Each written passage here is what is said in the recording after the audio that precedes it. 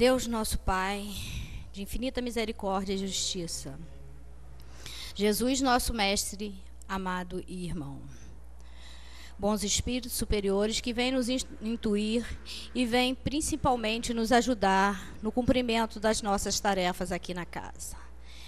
Que possamos ser orientados, intuídos e principalmente alertados sobre as nossas dificuldades e principalmente pelo nosso empenho que devemos ter para prosseguir a nossa caminhada evolutiva. Que os irmãos que farão uso da palavra possam receber ajuda espiritual, para que possam tocar os corações dos que aqui se encontram, para que possam sentir a necessidade da mudança e principalmente da transformação de si mesmo, para que possa ajudar na transformação do mundo. Que assim seja, graças a Deus. Com vocês, Cristina Ferro, que irá falar sobre bem-aventurados pobres de espíritos. Boa noite a todos. Boa noite. É sempre um prazer estarmos aqui para refletir um pouco, não é, sobre a doutrina, sobre os ensinamentos. E na última vez que nós estivemos aqui, eu falei sobre muitos os chamados e poucos os escolhidos. Mas esse tema não sai da minha cabeça, eu quase que eu fiz de novo a minha palestra, depois que eu vi que eu já falei isso. Enfim, resolvi dizer isso, que é bom a gente ler lá um pouco, porque não é à toa que isso, né, vem recorrente na mente da gente, né, que precisamos estar alertas sobre a necessidade da nossa mudança, pegar as rédeas da nossa vida e fazer diferente, porque somos capazes disso, né? Então, hoje eu começo com um pequeno texto que eu encontrei, ele é budista, né? E diz o seguinte: o conceito da impermanência não prenuncia o Apocalipse ou o Armagedon. Tampouco é uma punição para os nossos pecados. Não é intrinsecamente negativo ou positivo. Simplesmente faz parte do processo de composição das coisas. De um modo geral, apreciamos apenas metade do ciclo da impermanência. Podemos aceitar o nascimento, mas não a morte. Aceitamos o ganho, mas não a perda. O final dos exames, mas não o início. A verdadeira liberação vem da apreciação do ciclo como um todo, né? Nós temos muita dificuldade em aceitar realmente que as coisas estão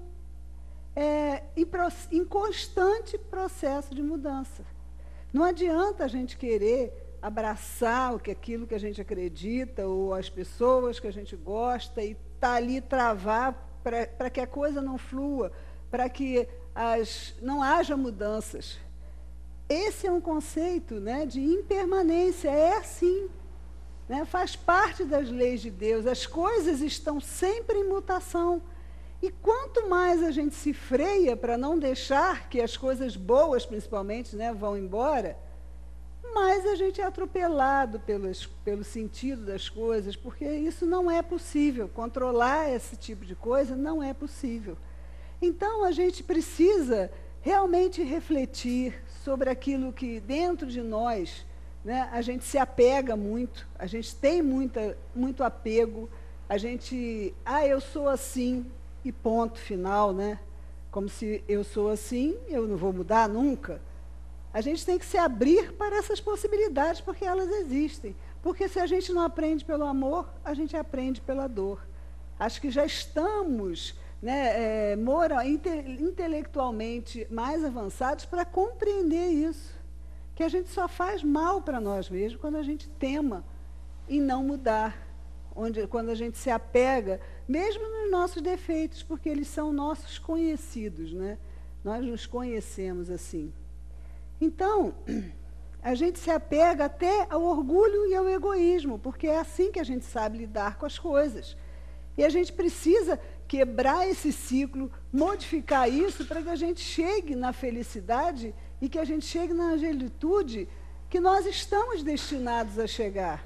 É preciso que a gente aceite isso e tenha mais leveza na vida, né? Mais leveza nas coisas, porque a gente geralmente trata as coisas muito a ferro e a fogo. Né? E esse capítulo 7 do Evangelho, bem-aventurados os pobres de espírito, porque deles é o reino dos céus. Pobres de espírito são quem? São os humildes. E os Espíritos nos dizem que o reino dos céus não é dos orgulhosos. Aí vamos voltar lá no capítulo 2, que fala, meu reino não é deste mundo, né? Jesus, nesse capítulo, quando ele diz que meu reino não é deste mundo, ele se refere claramente à vida futura, que ele apresenta em todas as circunstâncias como o fim a que se destina a humanidade e como devendo ser o objeto das principais preocupações do homem sobre a terra. Será que é? Será que nós vivemos o nosso dia a dia realmente empenhados, né, em chegar ao reino dos céus, a essa nossa finalidade, que é chegar lá? Né? A gente está preocupado com isso de fato, ou a gente se deixa envolver pelos milhões de coisas, de tarefas e de preocupações que nos circundam? Jesus veio nos alertar, ele veio explicar, né? Ele veio nos esclarecer. A nossa verdadeira vida é espiritual. Aqui nós estamos de passagem para aprender lições. Então é preciso que a gente realmente se atenha para esse grande princípio, né? Que é um ponto central do ensinamento do Cristo, que é a nossa vida futura. É lá que nós temos que estar com os olhos, fazer aqui para que eu possa chegar lá o mais rápido possível, porque depende de mim, não depende dos outros, né? Quando a gente tem uma ideia clara e precisa da vida futura, a gente consegue ter uma fé inabalável no porvir. A gente consegue levar as coisas daqui com mais leveza, porque a gente sabe que são passageiras. Tem muita consequência entender isso na moralização dos homens, porque muda completamente o ponto de vista pelo qual nós encaramos a vida terrena. Aquele que coloca seu pensamento na vida espiritual, a vida corporal já não é mais do que uma rápida passagem. As vicissitudes, que significa a sucessão de mudanças, a sequência das coisas que se sucedem, e as tribulações da vida, são apenas incidentes que enfrenta com paciência, porque sabe que são de curta duração e devem ser seguidas de uma situação mais feliz. Veja como a gente precisa estar atento para isso. Até quando eu, às vezes, escuto mães de crianças pequenininhas, mas eu queria tanto que ficasse assim, né? Que assim eu levo para onde eu quero, assim a gente manda, né? Por que vai crescer? Então, nas pequenas coisas da nossa vida, a gente não age dessa forma. A gente quer reter, quando a lei do universo é o fluir, é o deixar ir, é a leveza, né? É você conseguir lidar com as coisas acima das circunstâncias. Porque quando a gente está na cidade, que você olha, né, aqui que a gente mora na serra, né, nesse vale, quando você olha as montanhas, quando você olha os edifícios, aquilo é enorme, a gente se sente pequenininho. Quando a gente vê esses vídeos onde você tem a pessoa e aquilo vai afastando, né, vai afastando da cidade, até do planeta, a gente acha tudo imenso. Fica tudo muito assustador. E talvez por isso a gente faça um casulo para se proteger. Mas quando a gente ousa, né, subir a montanha, olhar as coisas acima das circunstâncias que se apresentam ali, a gente pode ver com mais clareza. A gente pode ser mais leve, não é? Quando alguém... Porque a gente tem uma grande necessidade de controle. Como se nós fomos criados à imagem e semelhança de Deus, né? Segundo reza aí algumas... Nós somos criaturas, fomos criados simples e ignorantes para chegar à perfeição. Mas nós não controlamos nada. Esses atributos da divindade, nós não temos. E essa coisa do controle, ela é muito forte em nós. Ainda é muito forte em nós. Quando alguém que amamos decide uma coisa diferente daquilo que eu acredito, o mundo acaba. Meu Deus, o que vai ser isso? Não pode. Quando aquilo difere do que eu quero, é mais da minha vontade do que da minha, porque está baseado numa crença, né? Do que da verdade. As pessoas são tão filhas de Deus quanto nós. E vão seguir o seu caminho de acordo com a sua própria consciência. Não adianta a gente querer mudar isso. Então, a gente precisa aprender e estar atento nessa questão do controle, de querer controlar as coisas. Isso cria muita angústia para a gente. Isso cria muito sofrimento à toa. Porque nós não estamos. Às vezes a pessoa vai fazer uma prece e fala, Senhor, eu te entrego nas suas mãos essa situação. Mas, se fosse assim, eu acho que ia ser bom. Tem sempre um porém aí querendo botar a nossa vontade acima da vontade. A gente ainda não aprendeu, isso é um exercício, a se entregar de fato. Seja feita a vossa vontade. Porque a vontade de Deus, ela sempre será melhor para nós. Por mais que a gente não entenda isso naquele momento, porque a nossa visão é daqui de baixo da cidade. A gente não conseguiu se elevar e olhar acima das circunstâncias, vendo que tem além daquele monte, o que tem além daquela dificuldade. E isso nos impede muito, né? Quando a gente sabe que se encontra numa condição temporária, a gente pode encarar com certa indiferença algumas coisas. Se a gente tem dúvidas sobre a vida futura, a gente se empenha tudo aqui. O que resta? Se eu não sei bem o que vai acontecer depois, eu tenho que fazer tudo aqui. E a gente começa a se comportar como uma criancinha, que não vê nada além dos seus brinquedos e faz tudo para obter aquilo. Somos crianças ainda na evolução, no processo evolutivo. Então a gente tema, a gente quer o brinquedo de qualquer jeito, se a gente só olha para cá. Se a gente só tem essa perspectiva. Se a gente fica focado na vida terrena, qualquer perda de bens, uma esperança perdida, uma ambição insatisfeita, uma injustiça de que foi vítima, o orgulho e a vaidade feridos, se tornam tormentos que fazem da vida uma angústia perpétua. Nós ficamos oprimidos pelos fatos. Por mais que vivamos numa sociedade, né, que nesse momento está emergindo muitas coisas, né, onde a gente está vivendo muitas dificuldades, a gente não pode estar ligado a isso. Nós estamos aqui, mas não somos daqui. Eu posso e tenho o poder de, no meu âmbito, onde eu estou, onde eu fui plantada, onde eu cheguei, passar essa mensagem de amor, de paz, de que eu não sou daqui. Não me deixar oprimir por isso, porque as pessoas estão muito angustiadas, porque elas só estão vendo isso e não veem saída, não veem solução. Parece que está tudo evoluindo, não existe isso. Parece que éramos melhores, agora estamos piores, meu Deus, o que está acontecendo? Não é nada disso. Talvez o nosso verniz social é que esteja sendo quebrado, né? A pele de cordeiro esteja saindo e o lobo esteja aparecendo. Todas as mudanças, todas as transformações, o caos que se instala, o aparente caos, quem está no controle? Deus. Alguma coisa de bom a gente tem que tirar disso. E nós temos que ser luz no caminho, nós que já entendemos. Porque não basta saber a codificação de cor, não basta isso. Se eu não quebro em mim essa cadeia de egoísmo e de orgulho, se eu não passo a ter um ponto de vista diferente sobre a vida, se eu não posso ser aquele que, quando está aquela rodinha de todo mundo metendo pau em tudo, né? E porque é isso, porque é aquilo, porque não tem solução, porque...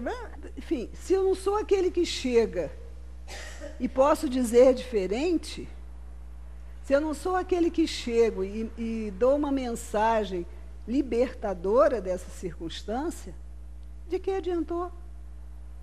Não adianta ter teoria se a gente não põe na prática. Porque muito das nossas angústias é criação nossa. Quando a gente está conectado com a verdade, com o nosso propósito de nos melhorarmos, eu não posso melhorar Terezinha, não posso melhorar o Washington, eu não posso melhorar ninguém, minha filha, eu não posso melhorar ninguém. Eu só posso me melhorar. Eu posso estar ao lado, eu posso dizer o que eu penso, eu posso caminhar junto na alegria, na tristeza, mas mudar, eu não posso mudar ninguém. E com dificuldade a gente se transforma, não é? Não é muito fácil, porque a gente toda hora cai. Então, quando a gente ouve falar, né, que a gente ouve falar de orgulho, de egoísmo, de humildade, será que a gente se olha realmente para ver se a gente é orgulhoso? Porque parece que ser orgulhoso é uma coisa horrível, só aqueles maus fazem. Será? E o Espiritismo veio realmente para nos sacudir. Eu achei muito bonito uma parte aqui, que tem a ver com isso que eu estava falando agora, que está aqui no capítulo, deixa eu ver, Meu reino não é deste mundo, né? O Espiritismo dá amplitude ao pensamento e abre-lhe novos horizontes.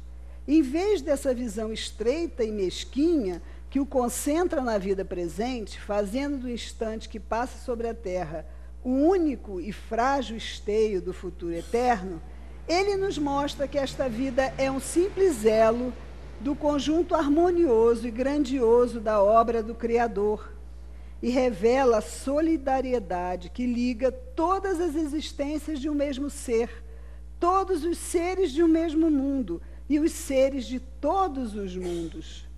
Oferece, assim, uma base e uma razão de ser à fraternidade universal, enquanto a doutrina da criação da alma no momento do nascimento de cada corpo faz que todos os seres sejam estranhos uns aos outros. Essa solidariedade das partes de um mesmo todo explica o que é inexplicável, quando apenas consideramos uma parte.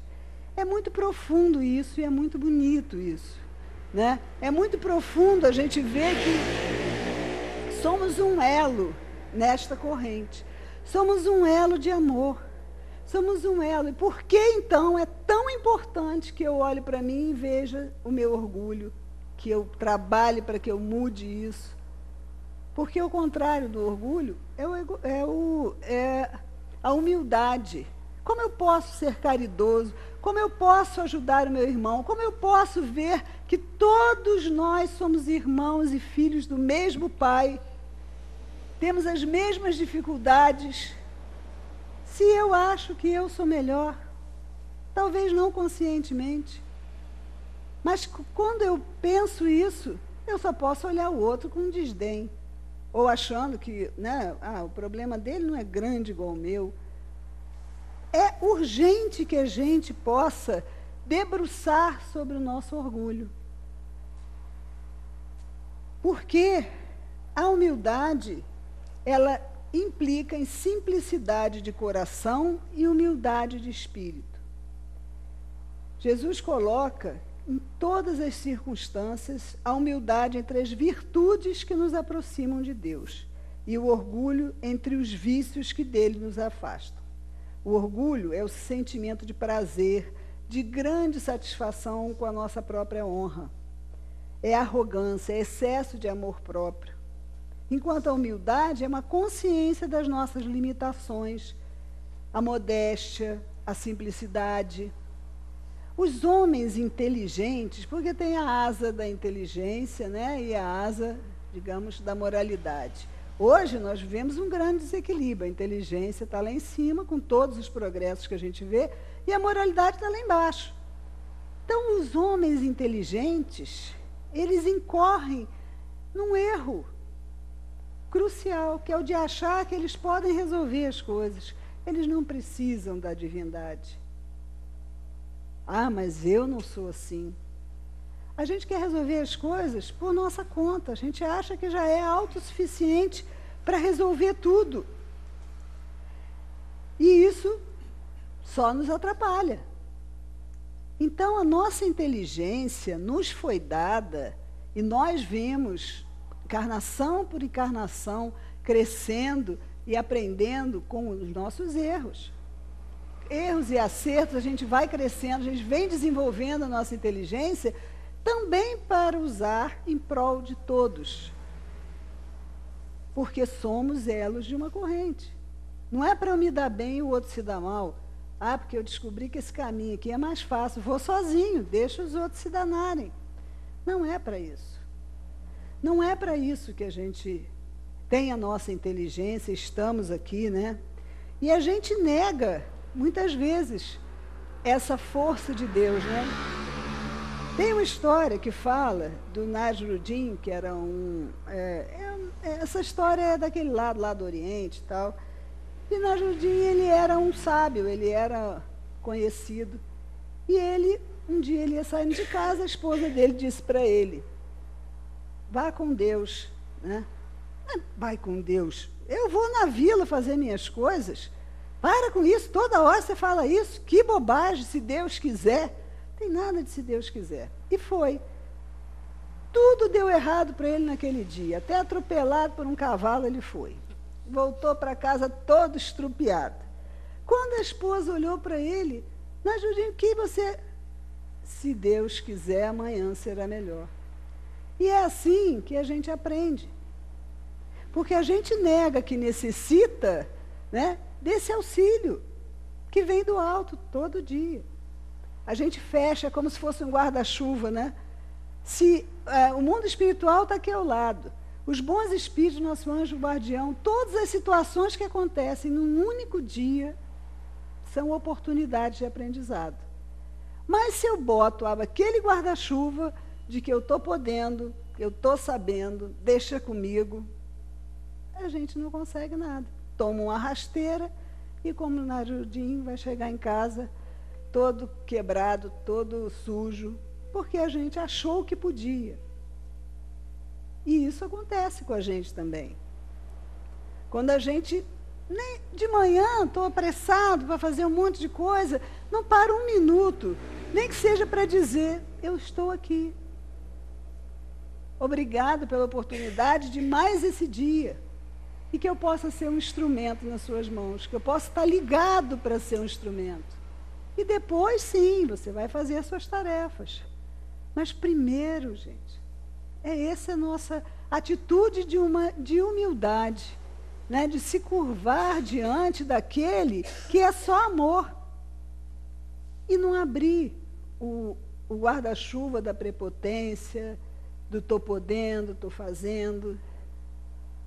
Muito já aprendemos, mas ainda falta muito para a gente aprender, né? A gente tem muitas rigidez, muitas certezas absolutas. Não, é isso. A vida é fluida, né? Então não existem certezas absolutas. Na nossa vida mesmo, há 10 anos atrás, o que a gente pensava sobre determinadas coisas, os conceitos que a gente tinha? Hoje a gente se viu obrigado a mudar algumas coisas. Se você fica martelando na mesma tecla, você não vai aprender a ser humilde. Não é? Porque quem se elevar será rebaixado. Aqui os espíritos claramente nos dizem que nós não podemos ter pretensões de superioridade, de infalibilidade. Somos falíveis. E a gente precisa, né? Não precisa ser perfeccionista, porque a gente é muito perfeccionista. Ou para se esconder, se proteger, querer ser amado, ser aceito pelos outros. Porque a gente não... Ou é o orgulho, ninguém gosta de ser chamado a atenção. Né? Quando você está no trabalho, quando você está num grupo, que você é chamado a atenção, aquilo dá uma raiva danada. Principalmente se você sabe que você está errado. Porque a gente não queria estar errado. A gente queria fazer tudo certo. Porque a gente quer ser amado. Porque a gente quer estar bem na fita, né? A gente quer estar bem, a gente não quer errar. Então a gente, isso aí é o quê? Orgulho. Puro orgulho. Então a gente precisa se fazer humilde. A gente não nasceu. A gente nasceu simples e ignorante, fomos criados lá atrás. Tudo o que a gente se transforma é construção nossa. Então, deixar de ser orgulhoso, isso foi uma coisa que nós aprendemos, a ser orgulhoso, egoísta, ver primeiro o nosso, ó, primeiro o meu, primeiro a minha família, primeiro quem eu gosto, depois o resto. Para a gente mudar isso, existe um esforço nosso, né? Exige quebrar essas coisas de achar que a gente pode tudo.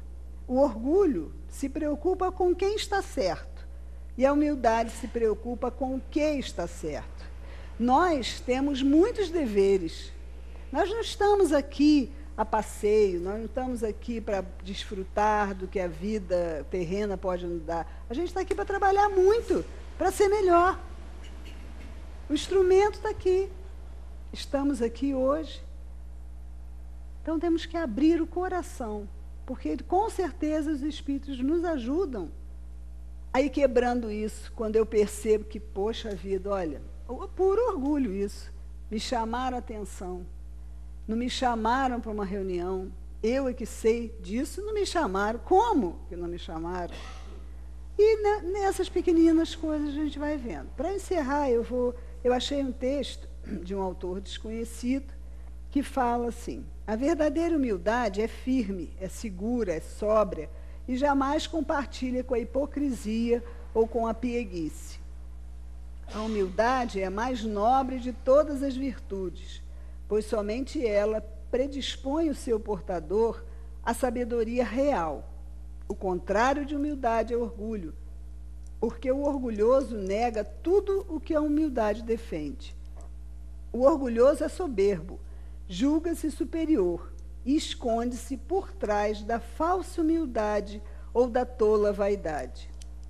Alguns exemplos, talvez, tornem mais claras as nossas reflexões. Quando uma pessoa humilde comete um erro, ela diz: eu me equivoquei, pois sua intenção é de aprender, de crescer. Mas quando uma pessoa orgulhosa comete um erro, diz: não foi minha culpa, porque se acha acima de qualquer suspeita. A pessoa humilde enfrenta qualquer dificuldade e sempre vence os problemas. A pessoa orgulhosa dá desculpas, mas não dá conta das suas obrigações e pendências. Uma pessoa humilde se compromete e realiza. Uma pessoa orgulhosa se acha perfeita. A pessoa humilde diz: eu sou bom, porém não tão bom quanto eu gostaria de ser.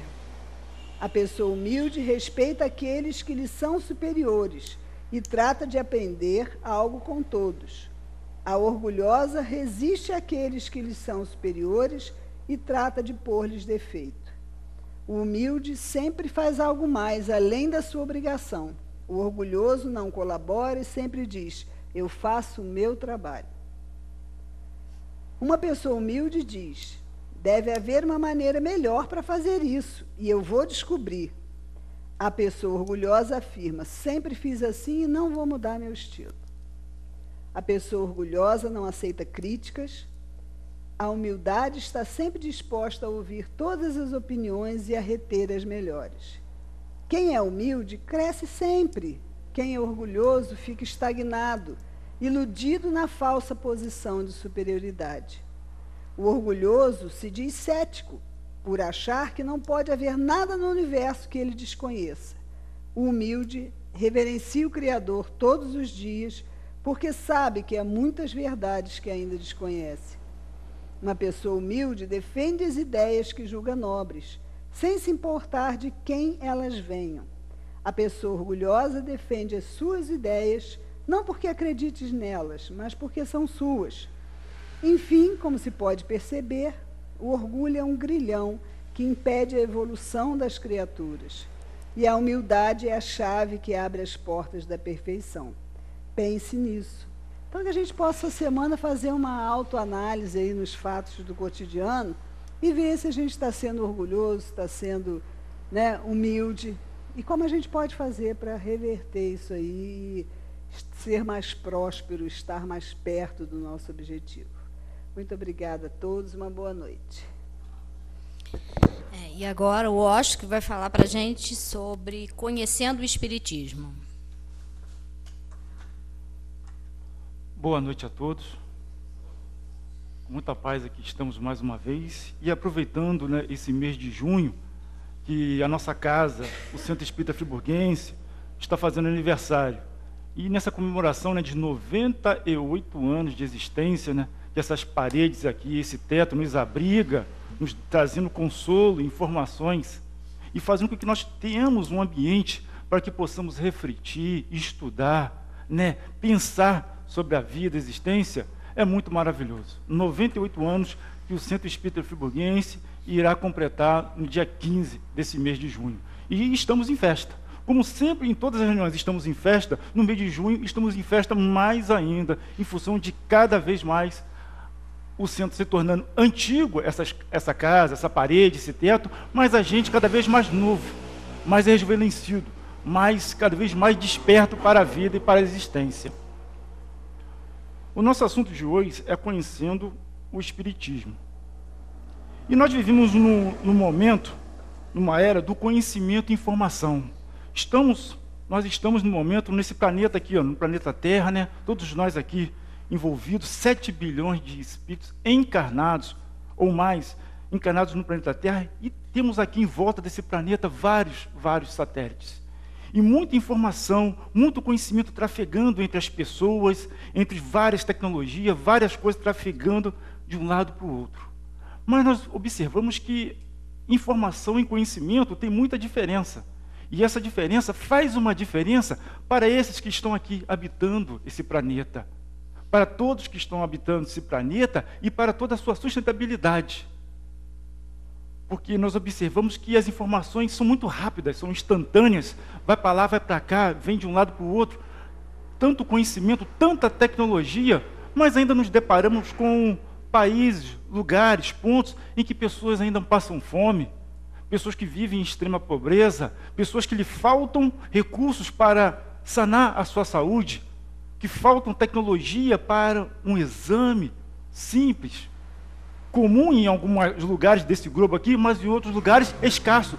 Parece que a informação, o conhecimento não chegou ainda nesse lugar. Então observamos que o mundo, nós precisamos repensar, entender, sair um pouco, diminuir essa grande informação, fluxo de informação e sair dessa superfície e ir mais para o conhecimento, avançar no conhecimento, refletirmos sobre estas informações, trazê-la para dentro de nós, refletir com a nossa bagagem, com as nossas informações e conhecimentos já adquiridos, como ela pode se desenvolver no meio em que nós estamos inseridos atualmente. Que nós observamos que nós precisamos conhecer, nós precisamos fazer, exercitar esse conhecimento, precisamos conviver com esse conhecimento, compartilhar esse conhecimento, porque é na troca que a gente consegue burilar, aperfeiçoar, adaptar para melhor ele ficar e assim em diante ser. Porque na medida que nós passamos por essas fases de conhecer, fazer, conviver e compartilhar, nós estaremos ser. Um ser o quê? Um ser com sabedoria, pela experiência, pela troca, né? Por tudo isso que é importante. Então nós temos que mergulhar, sair da superfície, da informação que vai para lá e para cá, analisar, prestar atenção, ver se é válida ou não é, se é útil, é fútil. Usarmos o nosso filtro que todos nós temos para poder a gente aprofundar nesse oceano e cada vez mais conhecer realmente as coisas como elas são e equilibrar essa balança que no nosso planeta vive hoje. Em alguns pontos, muita tecnologia, muita coisa, mas em outros pontos, pouca tecnologia, mas o fator moral ainda está aquém. E por ele estar aquém, é que nós observamos muita tecnologia em um ponto concentrado e faltando recursos, informação, conhecimento adquiridos pela humanidade em outros pontos do nosso planeta, do nosso querido planeta Terra. Mas nós vivemos numa era muito conturbada, tumultuada, né? Nós estamos sempre agindo, fazendo as coisas, nós estamos sempre empenhados em algo, seja nos nossos afazeres profissionais, em casa, nos negócios, ou seja, curtindo os prazeres da vida, né? estudando, ou passeando e tudo mais, mas também em situações de doença ou de alguma situação de problema que nós estamos ali cuidando, tratando para resolver. E nisso, falta-nos tempo para pensar em outras coisas, como Deus, imortalidade. Deixamos isso para aquelas pessoas, os teólogos, os filósofos, os sacerdotes, pensarem nisso, falarem sobre Deus, e nós não damos abertura para pensar sobre isso, porque continuamos na nossa vida. É uma coisa para cá, é outra coisa para cá, e já está na hora de fazer isso, e vamos nesse processo.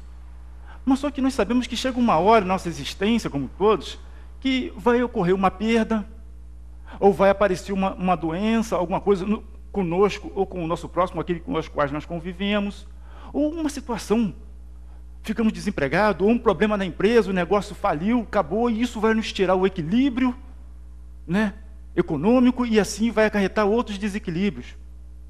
Mas todos nós sabemos que uma hora ou outra nós temos que parar e analisar esses fatores, importantíssimos para o nosso crescimento, porque nós não devemos ficar sempre sendo surpreendidos por essas questões de perdas, de doenças e outras coisas mais. Nós temos que despertar, nós temos que acordar e nos preparar para esses eventos, que são comuns na nossa existência, são comuns na nossa vida, são normais. Mas só que quando eles acontecem, não encontramos suporte, não temos a fé, não temos a compreensão, a resignação, o suporte necessário para entender esse fenômeno, que nós somos surpreendidos, mas que nós, no nosso íntimo, sabemos que eles vão acontecer. Porque nós estamos suscetíveis a essas situações na nossa vida. E por mais que o dia a dia corrido nos tire disso, nós temos que separar um ponto, um tempo, uma perspectiva de olhar e analisar esses fatores, essas informações. E o conhecimento espírita abre-nos uma visão ampla e racional da vida. Sim, por que trata o Espiritismo?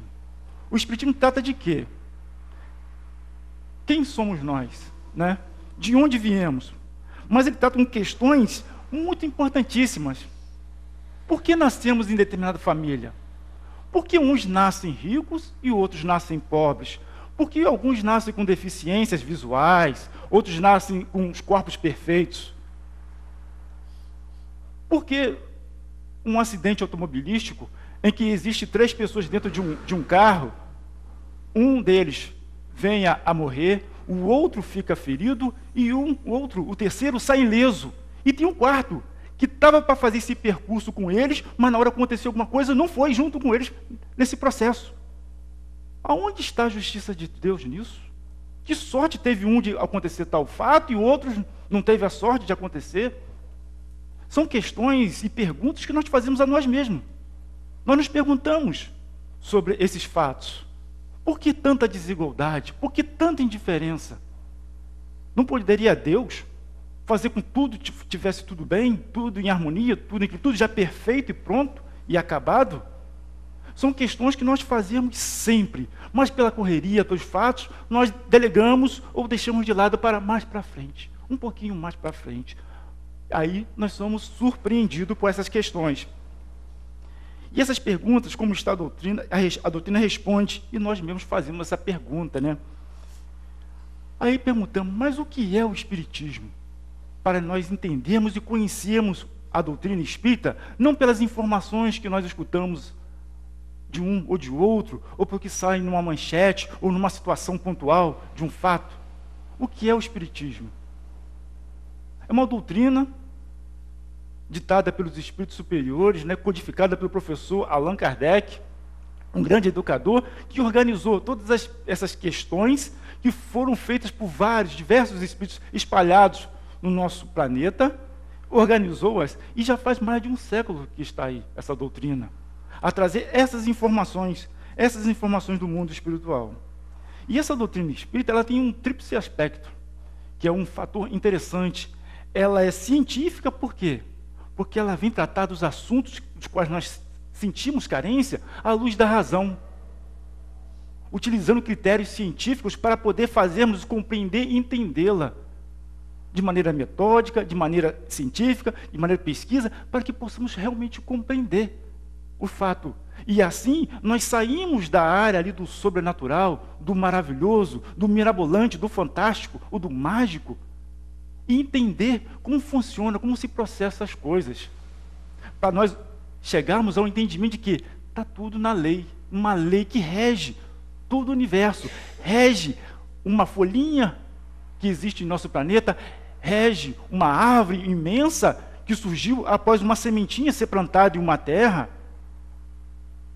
Responde a questão de vários planetas por aí, o Sol, tudo mais. Essas questões tão importantes vêm nos responder, vêm nos trazer. E também a filosofia. Tem o seu aspecto filosófico, que é os fenômenos espíritas, né? Os fenômenos que acontecem nas comunicações mediúnicas. Como se dá? Como se processa isso? Então, a ciência espírita vem tratar desses fenômenos, dessas comunicações de maneira interessante. E a filosofia vem fazer o quê? Nos indagar. Aquilo que nós indagamos sempre. Mas por que assim? Quem somos nós? De onde viemos? Para onde vamos? Por que estamos aqui? Por que eu sou assim? Por que eu sou moreno e o outro é branco, o outro é mulato, o outro é amarelo? Por que nós somos tão diferentes assim? Por que nós habitamos esse planeta? Por que tantas desigualdades? São essas questões que nós refletimos e pensamos, para delas tomarmos o conhecimento e o entendimento. Porque somos tão diferentes, mas ao mesmo tempo, observamos como são tão iguais nós somos. Tirando a superfície que nós temos do nosso corpo físico, todos nós somos iguais, e um sentimento, e um ser, e uma vontade de querer o melhor, de ser feliz, de estar em paz. Então, por mais diferença que tenhamos, mas tem coisas primorosas, importantíssimas, que nós estamos descobrindo nesse planeta, convivendo e reencarnando nesse planeta, para aprender e entender como nós somos, temos muitas coisas em comum e iguais. Mas cada um de nós é um ser, é um ser criado, e cada um de nós tem uma diferença, tem o aspecto o nosso livre-arbítrio, a nossa forma de ser, de pensar e de agir, de tomar as decisões. E do processo de como nós viemos nessas experiências, agregando conhecimento e valor para chegar até aqui, aonde nós estamos hoje, e para onde nós iremos projetar, através das nossas decisões. Mas a doutrina, além de ciência, filosofia, tem um terceiro aspecto, que é religião. O aspecto religioso. Isso é um aspecto religioso, é interessante, porque ele vem trazer a parte moral. Ela vem trazer à tona aquela parte moral do Mestre Jesus, quando aqui esteve, há muitos anos atrás, e que falou que iria enviar o Consolador prometido, aquele que iria dizer coisas que até então, naquele momento, naquela época, naquele ambiente de conhecimento, de informação e de estágio do nosso globo, do nosso planeta, não poderia falar, explicar e esmiuçar, mas que viria mais à frente o Consolador prometido. Mas é num aspecto moral dos ensinamentos do Mestre Jesus, em que a doutrina espírita vem nos trazer, vem nos revelar, vem nos mostrar, retomando todo aquele conhecimento que o Mestre Jesus, em suas parábolas, né, lá no Sermão do Monte, tanta gente, o povo todo ali em volta do Mestre, para beber, matar a sede, aquela sede que não era do corpo, mas era da alma, naquele momento, e o Mestre ali falando com todas aquelas pessoas, como se estivesse falando cara a cara com cada um deles. Tamanha a sua capacidade, a sua presença, o seu amor, a sua vontade. Tamanha a sua superioridade de compartilhar o conhecimento que ele já havia adquirido e que veio aqui compartilhar conosco, através da Boa Nova. Ensinamentos imprescindíveis, ensinamentos morais, que estão aquém do tempo, são atemporais. Servem para nós hoje, serviram para aqueles que lá estavam antes, e que nós poderíamos estar lá também antes, e se verá para outros que estão à nossa frente.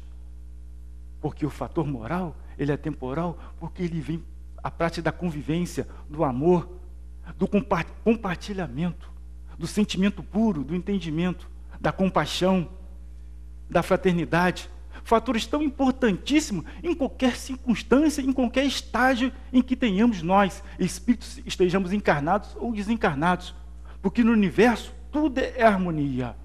Até onde nós vemos que existe uma fatalidade, uma desgraça, uma coisa sobrenatural, ou uma coisa, um fenômeno da natureza, abrangendo um grande área e devastando tudo, ali é uma harmonia. Ali está em processo uma harmonia da criação, em que, olhando para aquele ponto, pelos nossos olhos limitados, vimos que algo perturbador, algo que desagrega, mas diante do olhar do Mestre, do olhar do nosso Criador, faz parte de um processo de evolução e de crescimento de todos nós. Mas o sentido religioso da doutrina espírita, ele é um pouco diferente do sentido religioso ao qual nós estamos acostumados, né? Com uma estrutura sacerdotal, o qual nós não temos. Na doutrina espírita não existe uma estrutura sacerdotal, né? Não existe todo um aparato, uma vestimentas, não existe velas, bebidas, né? Oferendas, não existe um chefe, né? Uma roupa específica para se utilizar nas reuniões, nas sessões. Não tem altares, não existe cerimônias como batismo, casamento, não tem esse sentido religioso tão comum. É um sentido religioso diferente, em que aqui procura através do culto ao entendimento, ao amor, ao trabalho, à caridade, ao desprendimento das coisas que nos limitam, das coisas materiais que nos limitam, para transcender ao sentimento de amor a todos aqueles que precisam receber. E quando falo a todos aqueles que precisam receber e ser agraciado, não só aqueles que são do nosso meio, do nosso convívio ali, seja o convívio étnico, religioso ou de país, mas todos aqueles que são nossos irmãos, todos aqueles que fazem parte desse planeta, em todas as áreas e segmentos, porque nós vemos cada vez mais que nós temos que estar cada vez mais comprometidos com um meio ambiente ao qual nós estamos inseridos.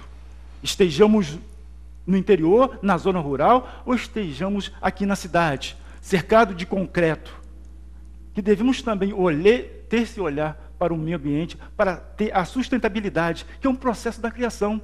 Toda a criação, todo o universo, ele tem autossustentabilidade. E nós, pela nossa inteligência, não podemos quebrar esse processo e dificultar a nossa existência, a nossa vida, e danificando, né, o meio ambiente. Nós devemos sim colaborar, aprender, entender e ajudar nesse processo e desenvolver. E a doutrina espírita, ela tem 5 princípios básicos, fundamentais, importantíssimos para o nosso entendimento, ou para sentirmos o interesse, a atração por esse conhecimento. Nós que estamos aqui nesse globo terrestre tão importante para o nosso aprimoramento. O primeiro princípio é a existência de Deus. Nós acreditamos, através de vários fatores, várias representações, que existe um Criador, existe um ser superior, supremo, uma inteligência superior que coordena tudo isso que nós vemos e tudo aquilo que nós sentimos, que ainda não temos a capacidade de ver, mas já sentimos por meio dos nossos sentimentos, dos nossos sentidos. Que existe um Criador a criar toda essa harmonia, e que toda essa harmonia vem através de um ser que não joga dados, não fica ali brincando, agora é assim, agora é dessa forma, como se fosse um jogo, jogando para a plateia. Não, é um ser que tem tudo definido e organizado, e cuja sabedoria permeia todo o universo. O segundo princípio é a imortalidade da alma. Nós encarnamos e somos filhos de nossos pais e de nossas mães. Mas antes de sermos filhos de nossos pais e nossas mães, nós somos filhos de Deus. Porque antes de encarnarmos no planeta, nós já existíamos anterior ao corpo que se estava em formação. Nós já existíamos. Então nós somos filhos de Deus. E temos a oportunidade de quê? De, através dessa oportunidade de imortalidade, desenvolver, evoluir, através das obras da criação, o nosso conhecimento.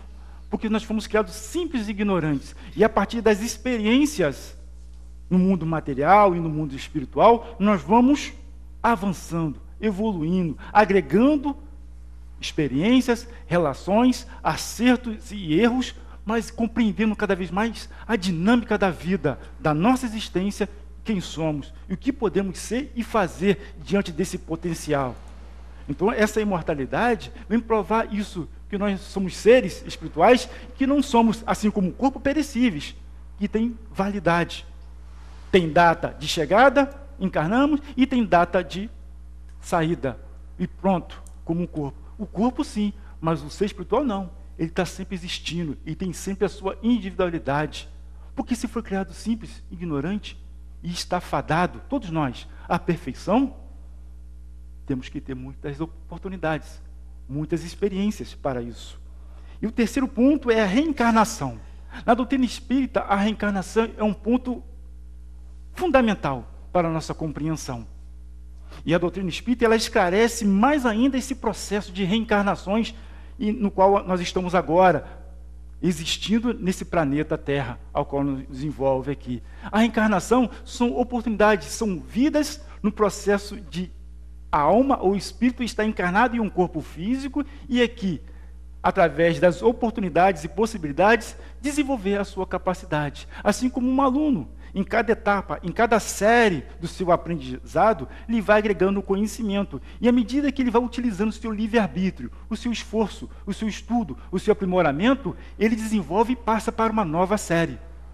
Mas pode ocorrer que esse aluno repita, não consiga passar para a próxima série. Ele continue naquela série que ele estava, mas ele não volta. Ele não vai retornar da segunda para a primeira, ele vai estacionar na segunda. E através do seu empenho, de uma nova reentrada, de nova oportunidade de encarnação, ele vai angariar conhecimento, experiência, vai passar pelas privações, provações necessárias para quê? Para o seu aprimoramento, que é individual. Ele vai avançando e passando de série, e assim evoluindo, desenvolvendo, aprimorando, e cada vez mais conhecendo as coisas e cada vez se aproximando do entendimento desse Criador e das oportunidades que Ele nos dá. Também tem um quarto princípio importantíssimo, que é a comunicabilidade com os espíritos. O que são os espíritos? São os homens que aqui na Terra vivem e irão fazer o passamento, irão retornar ao mundo espiritual e lá estarão no mundo espiritual. E esses homens como eles são? Eles são bons, eles são ruins, são ignorantes, são sábios, são conhecedores, são experientes, são humildes, são orgulhosos, são prepotentes, são tudo isso. Mas existe na criação a oportunidade da comunicabilidade desses espíritos conosco e nós com ele, por meio dos médiuns. Através dos médiuns existe essa oportunidade de comunicação e interação desses dois mundos, que aparentemente parece que são separados, mas que estão conectados pela essa relação, não só de conhecimento, mas também do conhecimento moral, do sentimento, da relação que nós temos para com o outro, e que não se perde com a desagregação do corpo físico. Porque todo carinho, todo amor, todo afeto que nós damos àqueles que estão aos nossos cuidados, ou àquele aos quais nós fomos cuidados e tratados com dignidade, com entendimento, com paciência, nós com eles temos um sentimento de simpatia, e dessa simpatia passar para um sentimento de empatia. Simpatia e empatia para com o próximo. E nisso nos liga através do pensamento, que é um dos atributos do espírito. O espírito tem um atributo que é a inteligência, o pensamento e a vontade. Atributos importantíssimos com os quais nós estamos sempre usando. 24 horas aqui, relativo ao planeta Terra, nós estamos usando esses três atributos. Mesmo naqueles momentos em que achamos que não estamos, quando o corpo está em repouso, o espírito, a alma, que está ligada a esse corpo, está em atividade, porque no mundo espiritual não existe ociosidade. Na nossa vida não existe ociosidade. Tudo é oportunidade, tudo é evento, tudo acontece. Se aqui nós temos o relógio a marcar 24 horas, a duração de um dia, em função do Sol que está circundando o nosso planeta Terra, no mundo espiritual não existe um Sol material. Não existe a hora, o relógio.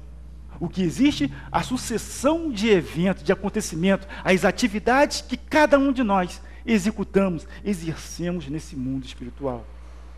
E o quinto princípio, que é muito interessante também, que é a pluralidade dos mundos habitados.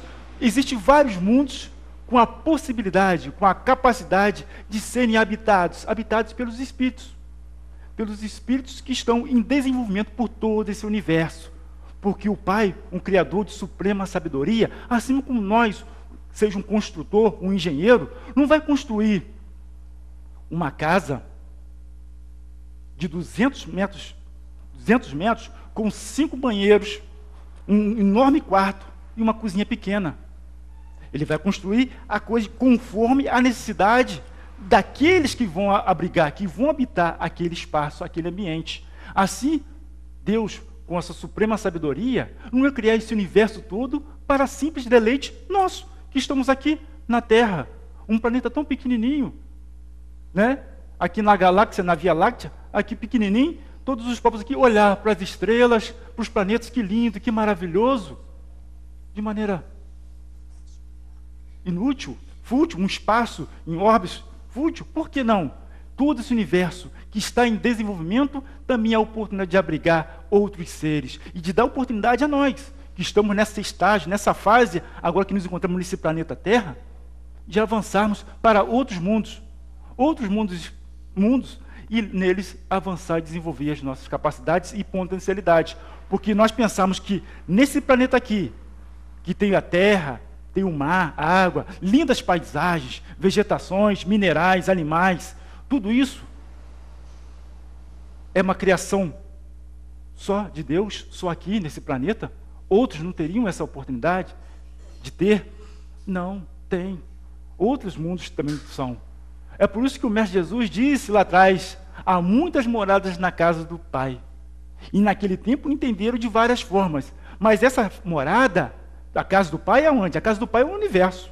Se a casa do Pai é o universo, as muitas moradas são muitos orbes espalhados por esse universo e que darão-nos oportunidade, à medida do nosso avanço, do qual nós estamos agora avançados, estamos no planeta Terra, um planeta de provas e expiações, e há outros planetas ainda anteriores ao da Terra, ainda atrasados que a Terra, e outros planetas ainda avançados que a Terra, ao qual nós estamos aqui desenvolvendo, procurando conhecimento de nós próprios, o conhecimento de tudo, das coisas que existem e que nós estamos inseridos, para que elas servem, qual a utilidade que elas têm, como interagem com elas nesse universo todo, e alcançar e galgar cada vez mais planos mais celestes, planos mais suaves, mais leves e suaves, por quê? Pela nossa capacidade de quê? De livre-arbítrio, pelo nosso esforço, pelo nosso mérito, pela nossa conquista, pela nossa resignação e empenho e perseverança naquilo que é importante na nossa existência, que é não só compreender,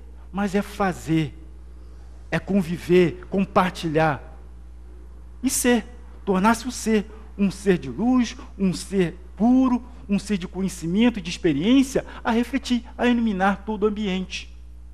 Porque mais que uma luz que nós usamos aqui artificial para iluminar o nosso ambiente, mas às vezes uma palavra de consolo, um conhecimento, uma informação importantíssima para atenuar a amargura, a tristeza, a dor por uma perda, ou por uma circunstância equivocada na vida, na existência de uma pessoa, uma palavra com entendimento racional e coisa, pode esclarecer e clarear sua mente, e lhe tirar, e lhe dar a oportunidade de usar o seu livre-arbítrio de maneira mais assertiva na sua existência, na sua caminhada. São essas questões importantíssimas que nós estamos aqui a debruçar, e a entender e a compreender esse planeta. Nós estamos aqui sim, atualmente nós estamos aqui no planeta Terra, mas não somos do planeta Terra. E esse entendimento, esse convencimento, vem à medida que nós vamos estudando, entendendo e compreendendo com as experiências nossas, que nós passamos na nossa vida, no dia a dia, e com as experiências que nós observamos no próximo, observamos na natureza, como as coisas acontecem, como elas se sucedem. Porque que nós falamos aqui, né? O que acontece com Pedro, com João, pode acontecer comigo também. Mas por que eu vou deixar e ser surpreendido? Se eu posso avançar e procurar já saber, entender esse conhecimento. E a doutrina espírita, através desse tríplice aspecto, né, científico, filosófico e religioso, através dos seus 5 princípios básicos, né, existência de Deus, existência da alma, reencarnação, comunicação dos espíritos e pluralidade dos mundos habitados, tudo isso vem ressurgir da onde? Das obras fundamentais da doutrina espírita. Por que são obras fundamentais? Porque ali está todo um compêndio de entendimento que nos alimenta, que nos reforçam, que nos coloca numa bússola, num caminho certo e seguro para o entendimento de tudo que está a nos envolver, com tudo que está à nossa volta. E à medida que nós vamos nos aprimorando, e compreendendo, e nos aprimorando, nós vamos nos credenciando para passar de série, para subir mais um estágio, subir mais um degrau na nossa escalada evolutiva. Porque nós estamos aqui para desenvolver a nossa capacidade, evoluir. Mesmo que tenhamos essas encarnações, que possamos achar uma encarnação inútil, mesmo ali nós temos que ter a observação, a atenção de ver que não existe nada inútil no universo, mas que cabe a cada um de nós despertar, estar atentos e observar as coisas na sua miudeza, porque elas são importantíssimas para o nosso crescimento. Porque nós achamos que as coisas grandiosas, as coisas mais vultosas, bonitas e grandes, não sei o quê, e já pronta e feita, são as coisas maravilhosas e que surgiram de um passe de mágica. Que o sucesso é uma coisa assim que surgiu. Eu quero que faça isso, aconteça isso, pronto, aconteceu. Não. Antes de surgir aquela fórmula, aquele medicamento, aquela solução, aquele equipamento, aquela ideia, ela foi maturada ali no íntimo, no entendimento, no pensamento, numa circunstância, e de repente surgiu um pensamento, dali foi construindo, através do esforço, da perseverança, agregando informação, conhecimento, experiência, a troca, para surgir algo diferente, algo novo. E aí, que bonito, que fama, que sucesso. Mas para tudo isso, existiu ali um trabalho minúsculo, pequeno, no micro, para chegar ao macro. E nós temos que trabalhar, garimpar o nosso micro, porque à medida que nós vamos tendo o nosso dia a dia, a nossa existência, nós vamos moldando e trabalhando esse ser que todos nós somos. Um ser de capacidade e de potencialidade para existir e entender cada vez mais esse universo maravilhoso. Uma boa noite a todos e que possamos cada vez mais estudar e estar desperto para aquilo que realmente nos interessa, aquilo que vai nos trazer não só o consolo, mas o entendimento, a compreensão e a capacidade de agir com segurança e com firmeza. Uma boa noite a todos.